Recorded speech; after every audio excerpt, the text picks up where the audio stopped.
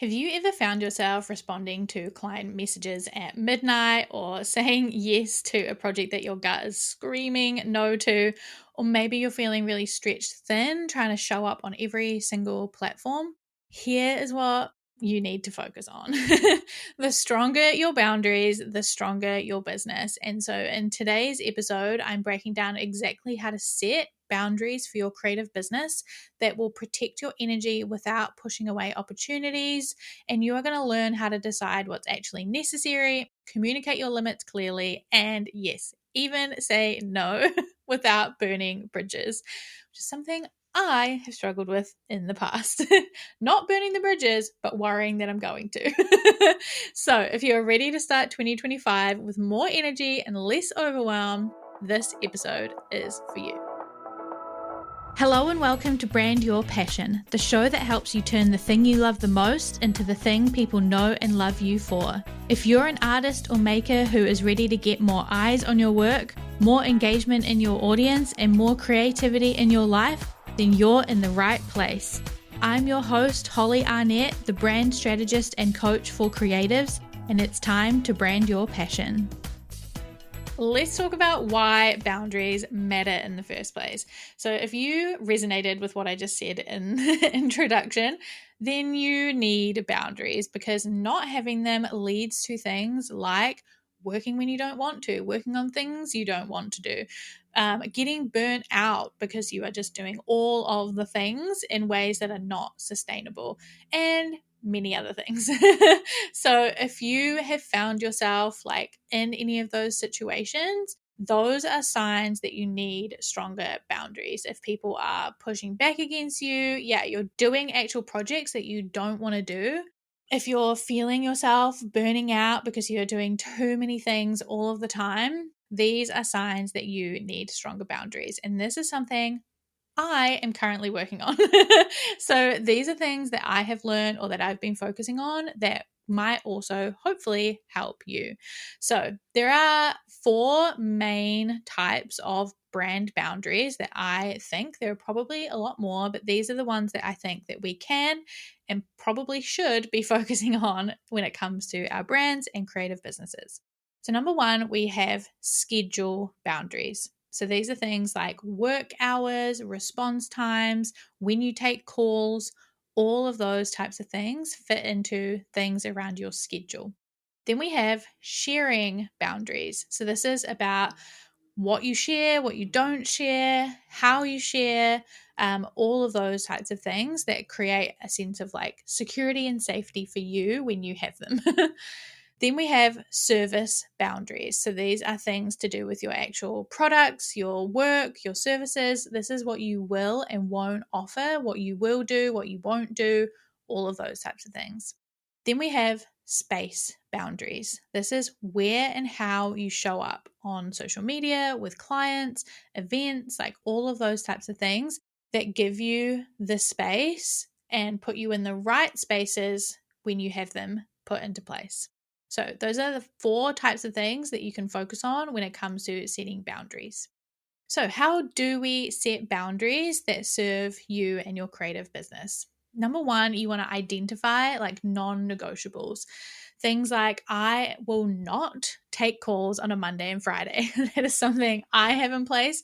Sometimes flex that boundary for things that are really important or things that are not like client or customer facing, but that sort of thing. So, what are non negotiables for you? I will not take calls in this way or time or place. I will not do this type of work, or I will only do this type of work. Those are the kind of questions you can be asking to figure out what your non negotiables are. Then you want to create like policies, contracts, communication, all of those kind of things that protect and support those boundaries. So it might be like having booking policies on your calendar so people can only book Tuesday to Thursday if that's your rule. So putting into place policies and processes that protect and support those boundaries. And then you want to communicate your boundaries clearly. So whether it's to your collaborators, your clients, your customers, your community, your audience, your friends, your family, like any of those people, any of those types of relationships that need these boundaries in place. We want to communicate those boundaries really clearly, or as clearly as possible. And then you want to manage exceptions gracefully. So, like I just said, sometimes I make exceptions for my bookings because I have like a coaching call that I really want to do on a Friday. Or there are calls and things that land outside of my times, but I want to accept them and I want to do them because makes certain things possible or available for me. Or maybe someone is asking you to make an exception and you want to figure out, like, what do I do in those situations? If someone is asking for a call outside of my call times or my call days and I don't want to do that, how do I gracefully tell them about that? So, those are 4 things that you can do to actually set your boundaries and put them in place, is to identify what they are, create policies and processes that protect and support those boundaries, communicate those boundaries, and then have plans in place for how and when you're going to manage those exceptions. Some common boundaries that creatives might come across are handling social media demands. So, there are a lot of things that creep into our life and our day and our businesses to do with social media and marketing. It might be things like posting, responding all the time, researching things, scrolling through to figure out what you want to achieve, planning, that sort of thing. So, some ways that you can set boundaries around that can be setting time limits within apps. So, like Instagram, Facebook, TikTok, all have inbuilt systems to let you set time limits and to remind you, hey, you've been on this for a really long time, or you want to have quiet time at this time. So, maybe consider shutting it down.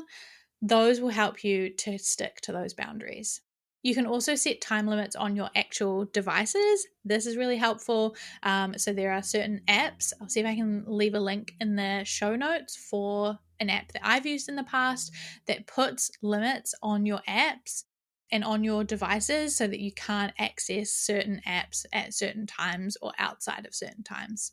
You can also remove apps from your phone. So, if you're finding that you're spending a lot of time, like on Instagram, or you're replying to emails from work when you shouldn't be, you can remove those apps from your phone or those logins from your phone so that you cannot access them. That puts in a boundary that, hey, I only check social media on my computer at this time, this many times a day, etc., and removes the impulse. Sometimes it can be difficult, but I can try to help you remove the impulse to just be on there all the time. You can also calendar block time for social media. So maybe it's like, okay, every morning I'm going to spend half an hour, 15 minutes posting and replying to comments. And then once a week, I'm going to spend some time on social media, like researching sounds to use, inspiration, like all that sort of thing, trends to follow. You can set aside time that will make sure, okay, I'm only going to do this at this time, or I'm going to try to only be on social media for work in these certain times. You can also turn off read receipts on pretty much every platform so that the pressure to reply quickly isn't there. So if you're feeling like, oh, I need to be on there all the time so that I can reply to DMs, I can reply to comments, I can reply to messages, then you can turn off the ability for people to see when you have seen their message, and when you are online as well, you can turn off your like online indicator. So then people won't see that you have seen their message and expect you to reply super quickly. Hopefully, they won't anyway. But if you feel that pressure, that's a good option for relieving some of that. Okay. Another common boundary challenge is to do with scope creep when it comes to clients or client and customer expectations. So, a few things that we can put in place for this is when it comes to scope creep, that's when clients or projects go far beyond what was agreed, maybe in like delivery or timeline or anything like that. And even if you don't have service-based clients, like one-on-one. This could be like commissions. This could be related to wholesale clients. It could be like speaking engagements or brand partnerships. All those types of things can also result in like scope creep. So you want to have a contract in place that clearly explains what is included and what isn't, so that you know, okay, once we've gone past this, or you're asking for more things than what's in the agreement, we've gone past that, and I need to reinforce and re-explain the boundary and make sure that we come up with a plan for how to solve your problem, but outside of this. So that might mean actually not doing it or charging for it, or whatever it might be as a solution to that situation. Related to that, and just around general client expectations, if they have extreme expectations or expectations that don't align with what you had in mind, and again, this could be any of those people I mentioned before. It could even be customers asking for things that you don't offer or that you can't achieve, like shipping deadlines and like all that sort of thing. You want to be able to manage those expectations. So that can mean having like statements on your website about expectations. You could have onboarding material that clearly explains the expectations and also include those in your contract. So that can be, again, things like if you're onboarding a client, or you have a packet that you send to wholesale clients that explains like, this is how it's going to work and how I operate. Or same with like brand partnerships or collaborations or anything like that. You can have set up templates, which we're going to talk about in a minute, that explains like, these are the expectations, this is how I operate, this is how I work, and that's how it is. My online business manager / VA has a list of norms in her contract that then we adapted and added to mine, because I was like, oh my God, those are so good. I need those in my life. And they explain and get clients to agree to the norms of your business, basically the expectations. It includes things like when I work, like when I will reply to things, how I will communicate and how they need to communicate with me, when I will have time off and what will happen then, like all of those types of things that are norms that I want to make sure like every client is agreeing that this is how we're going to work together, and this is the expectations that they can have of me and I can have of them. So those are a few ways that you can help with client expectations, client relationships, things like contracts, templates with onboarding material, lists of like norms, those sorts of things. Then when it comes to saying no to opportunities, this is one that I mentioned in the intro. I struggle with this. I have been working on it with my coach, Alexis, to say no to things and to turn things down and to like cut things out of my business. So the top tip I have for you here is to use a template. So write it once, never write it again, or don't write it like from scratch ever again. So I recently started saying no to some things. My coach helped me like write an email that said like, no, thank you. Thank you so much for reaching out, or thank you so much for whatever interaction we had. I really appreciate it. Basically, I'm giving you a summary of what it says. I really appreciate it. I can't accept it at this time, or I can't work with you at this time. Here's why, but not in too much detail. And then maybe here's some other options of how I can support you, or how I can point you in the direction of somebody who can. I then took that and turned it into like an outline that I can use anytime I need to in that same situation. So I can, plug in the different things I need to say, like for the certain client and the experience that we had together, or whoever it is, and what I want to say about how I can help them going forward or not. And then I can use that again. So next time I go to say no, it is not like this big hurdle for me to figure out, how on earth am I going to say that? I can just say, here's the template. I know how to say no. I've done it before. Here's how I can do that. And I'll also leave another link in the show notes to an article that I read that helped me with this, where someone had set up ways to say no and like templates for that for like everything in their business. So every time someone reached out for like a coffee date and they didn't want to accept it, they had a template for that. Anytime somebody asked them to review some of their work or like their book or their article or whatever, this is how they say no. And they had a template for every single thing. So I will leave a link to that in the show notes too, because I found it really helpful.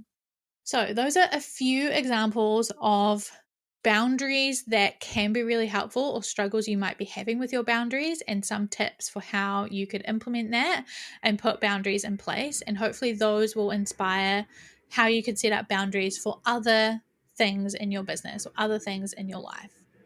So some other tips or systems that are going to support your boundaries, let's talk about those. Number one, I mentioned briefly just earlier, is like creating templates and policies. So you can create swipe files for messages and emails, like I just mentioned. So, like an outline or a template for different types of conversations. You can set up contracts that really have really clear boundaries of like, this is what's included, this is how much you're going to pay me, all of that sort of stuff that really makes it clear this is what is included and what's not. Then you can also have templates for like those expectations, norms, or boundaries, like I mentioned earlier. So I use the same ones over and over and over again. So, like, my clients all get that same norms section in their contract. And then I also have like an onboarding template that shows like, for my illustration clients, for example, this is what you get, this is how you submit things, this is what I'm expecting of you, and this is what you can expect of me. And so it's all laid out really clearly. And then I have another one for podcast guests that's like, this is what you can expect from the podcast experience, and this is how it's going to work. And here's how you can contact me if you have questions. And all of this stuff is hopefully laid out really clearly. And I just use the same document, and everybody gets the same one. You can also automate boundary enforcement. So there are things that you can set up that will help you do this automatically, so you don't have to feel the pressure of enforcing your boundaries all the time. Number one can be like auto responders. So whether that's on social media, on your emails, in Slack, like whatever you need, wherever you need it, you can set up auto responders. I have seen so many people do this in their socials and emails, where if you send them a message, it will say, "Thank you so much for reaching out. I'll get back to you within like 48 hours. And that's setting the expectation that, hi, I'm not going to reply to you within like an hour, or I might, but you can't get angry at me if I don't, because I've clearly communicated to you, this is my timeline, this is my procedure or process for getting back to people. So you can do that via your email, via socials, via any platform. You can also send automated reminders that help people to know the expectations and to work within your boundaries. So, for example, I have automated reminders that come from my invoicing tool that say, "Hi, you agreed that you would pay me within 14 days. That's coming up, or you've missed that." So it doesn't come from me, but it comes from a tool that's automatically reminding them, hey, this is what we agreed on. These are the boundaries. If you're not going to work within that, you're going to get charged more or whatever it might be. And you can do that with a lot of things too. Like, you can automate, maybe if people are asking you about your shipping times, or they're getting back to you, and messaging you all the time, you can have automated reminders that say, again, hi, I'll get back to you within this amount of time, or my shipping times are this, and this is how it works. So that can help too. You can also have automated onboarding. So as I mentioned before, like, I have those documents, and that communication that really explains to people, this is how we are going to communicate going forward, and this is what our experience is going to look like. And you can automate all of that. So as soon as you get like an inquiry, or you book a client, or you book a commission, or you get wholesale client, like anything like that, you can send automated emails, you can send them to an automated document, like I mentioned, that's like, okay, great, I'm excited to work with you. Here's what it's going to look like, and these are the expectations that I'm setting. You can also have support structures around you to help you implement those boundaries and keep them in place. So that could be people like mentors, coaches, or a community, or like your friends and family that can help you to keep and maintain those boundaries. So, for example, as I just told you, I've been working with my coach. She helped me stick to my boundaries, to put them in place, to write emails, to set up processes, like those kind of things that I can figure out, like, this is what I need. And she can make sure and check in with me on how they're going. And then my OBM, my online business manager slash VA, helps me to actually put boundaries into action through systems. So setting up those automations that we talked about, putting in the norms in my contract, all of those things I'm supported in because Savannah helps me do that. And then just like community around me, like my partner, any like other creatives that I talk to, we all talk about those boundaries and how we can put them in place, and how they can support me and I can support them in their boundaries as well. So, those are just a few tips for systems that will support you in your boundaries. Again, as I mentioned, some things that you can think about or work on are having scripts for difficult conversations. You can think about how you're going to handle that boundary pushback if anybody comes back to you and isn't happy or doesn't want to fit with those boundaries or wants to go outside of them. Think about how you're going to handle that. And then also have a bit of a plan in place for adjusting boundaries as needed. So maybe it's like every month or every week or every quarter or every year, you're going to review all of your boundaries and adjust them as needed based on how things have gone. Now, I want to quickly answer a question from a member of the Brand Your Passion Collective. So, Krista asked me, I would love some practical tips on how to switch between working on my business and my creative projects and setting stronger boundaries around my creative time. This year, I want to set better boundaries to carve out more time and energy to write and paint and not just teach and sell. So, this is what I mentioned earlier about that one section of brand boundaries. So these are around your schedule.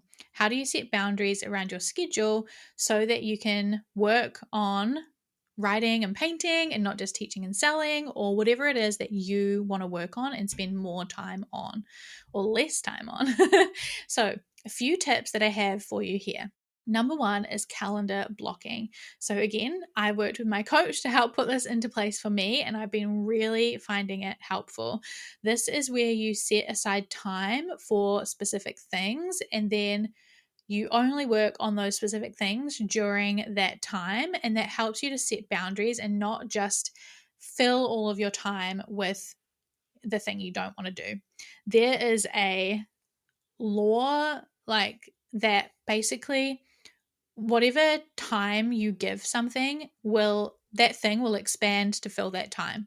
So if you say, okay, I can work on this thing anytime, all the time, then you are going to work on it anytime, all the time. Whereas if you say, okay, I'm only going to work on teaching and selling within the first hour of every day. I'm going to spend an hour each morning selling or working on selling my offers, my products, my services. And then the rest of the time, I'm going to work on this other thing or these other things. That can be really helpful. So I've done the same with like, okay, I'm only going to work on this particular client at certain times during my week so that then I know, okay, all the rest of the time can be on the collective, on marketing, on the podcast, whatever it is that I need time to work on. So, calendar blocking can be really, really helpful. It doesn't mean that you can't work outside of those times or you can't be flexible, but it's a really helpful mental shift, or it has been for me, to say, okay, my calendar was set to work on this until like 1 o'clock. It's hit 1 o'clock. Do I want to keep going or do I actually want to stop and work on something else? And then, or knowing, okay, I only have 2 hours to work on this thing. Let's be productive. Use those 2 hours, fill the 2 hours with all of the productive goodies, and then move on. And it helps you to really put your head in specific spaces too, rather than having like your head in 12 million different places. Another one that you can do is allowing people to book time with you around in certain times or to have calls in certain times. I mentioned this earlier. I try to only have calls on Tuesday, Wednesdays, and Thursdays between a certain time, ideally like 10 till 5 o'clock.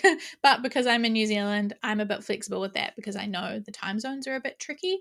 But for you, you can do the same. You could say, I'm going to do all of my teaching on Wednesdays. I've done that too. All of the calls, hopefully, or mostly within the collective right now, are on a Wednesday, New Zealand time, so that I know my head's in the zone and I'm doing that on a Wednesday. So you can do the same. I'm only going to take calls. I'm only going to do teaching on these certain days. And then outside of that, I can work on all the other good things I want to do. And the last tip or technique that I have used for kind of setting boundaries or being productive is using the Pomodoro technique.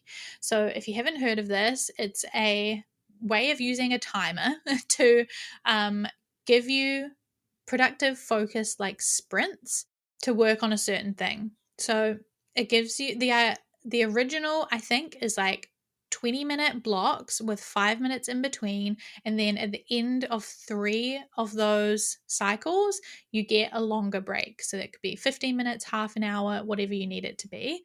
So I do this a lot. I use the Pomodoro technique within those calendar blocks to be like, okay, I am working on this branding client for the whole afternoon, but I'm going to do it in 20-minute sprints where I'll work for 20 minutes, take a 5-minute break, look at my phone, or go for a walk or get some water or whatever. And then after I've done like an hour of that, then I'll have another break for half an hour. I'll go and eat lunch, or I'll go for a walk outside, or I will just lie on the couch, whatever it is that you need to do. You can do that within those breaks. And then that helps me again to set boundaries. Like, okay, this is not going to take forever. This is not going to expand outside of this time. I'm just going to work in these 20-minute blocks. And it helps with the boundaries of like other things too. So, if you're feeling like I'm getting distracted by like the washing in my house or social media scrolling or checking my emails or anything like that, you can set boundaries by saying, I'm only going to do those things in those 5 or 30-minute breaks. So I don't need to check my phone right now because I'm just going to keep working for 10 more minutes and then I can check my phone in the 5-minute break. Or I'm not going to go and put the washing on the line right now. I'm going to wait until my 30-minute break and I'll do it then. So that can be really helpful for setting those boundaries, putting things in place to be more productive within those boundaries so that it's easier to maintain the boundaries that you have and that you want. Thank you, Krista, for asking that question. If you want to ask questions for the next episodes, you can join us in the collective and you can ask me questions in there and I will answer them in the episodes. I hope this has been really helpful. I want to let you know that if you want to go through this process and you want to figure out some boundaries for your creative business and how you can put them in place, you can go to bit.ly/brand boundaries, all one word. This will be linked in the show notes as well. And I've put together a bit of a resource pack, a bit of a worksheet where you can figure out what are my boundaries, where can I communicate them, how can I put them in place. I'm going to give you some of those scripts that I talked about that you can put into place or use as well, and give you a lot of tools for maintaining and setting your boundaries. So if you want to check that out, you can go to bit.ly/brand boundaries. And I've just mentioned the collective in terms of the questions, but if you want support in maintaining your boundaries, you want to talk to your fellow creatives about how they do it, how they're putting it into place, and get kind of accountability and support doing it, then come and join us in the Brand Your Passion collective. You can head to brandyourpassion.co or the link in the show notes to join us, and we will help you put your boundaries in place, figure out what they are, set them up, and stay accountable to them while still building successful brands. Okay, I hope this episode has been really helpful. Thank you so much for listening. And as always, keep being creative, and I'll talk to you in the next one. Bye. Thanks for listening to this week's episode of Brand Your Passion. If you enjoyed this one, it would mean the world to me if you could share it on social media and make sure to tag me at Maker and Moxie so that I can see and share it too. It really does help to get the show out there, which means that we can all work towards that Maker and Moxie vision of making the world a more creative place, one brand at a time. Thanks so much in advance, and I will talk to you in the next one. Until then, keep creating.